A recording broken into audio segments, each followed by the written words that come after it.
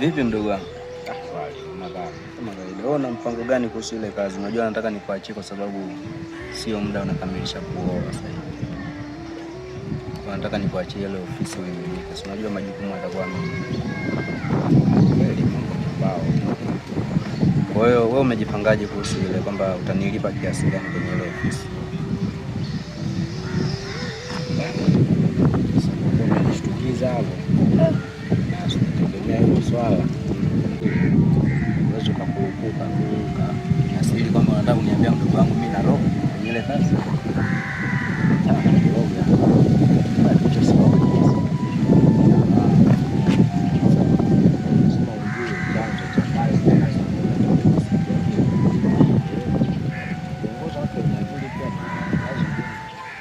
Sawa, mimi natamani ulishe maelfu na maelfu kwenye ile kazi.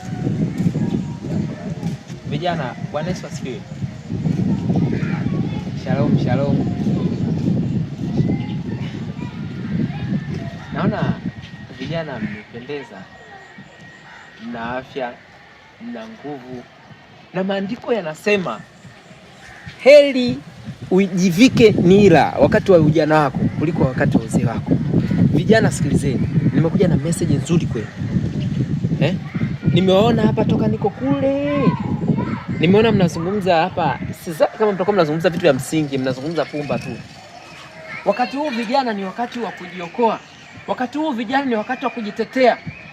Yesu akirudi, atawakuta katika hali gani? Vijana matokeo yake mnavuta bangi kama hivi. Vijana hawa sio yaani nacheka kwa kweli, nawaonea huruma. Kama huyu mvuta bangi, unamwona? Umeona? Hata we mwenyewe yani ana njaa. Sielewi. Sikilizeni vijana. Sawa, nisikilizeni.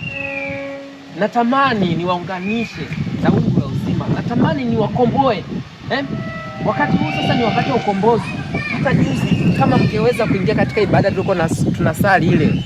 Tulisali ibada nzuri sana, ilikuwa ibada ya unyakuo. Nyinyi hamkwepo. Vijana mnazungumza mambo ya ovyo, mnafanya mambo ya ovyo. Sikiliza. Pastor, shida yako kubwa. Ulikuwa na shida na kitu gani? Nataka muokoke. Wokovu ni nini? Nataka muokoke. Wokovu ni nini? Wokovu ni namna ya mtu ameokoka na kuachana na mambo ya zamani na kufanya mambo mapya. Sasa sikilizeni. Tazama, hata maandiko yanasema, tazama ya kale yamepita, sasa nimekuwa kiumbe kipya. Sawa, nataka niwaombe. Wokovu ni nini? Wokovu. Sikilizeni, nitawaambia. Naombeni niwaombe kwanza. Muombe nani? Nataka ana njaa huyu, mpe hela. Nataka niwaombe jana. Ngoja nimpe mimi. Una njaa. Una shida eh? Shika hii. Hizi ni anasa tu za dunia. Shika hela. Mimi sijapata pesa. Ngoja nikupe. Nimepata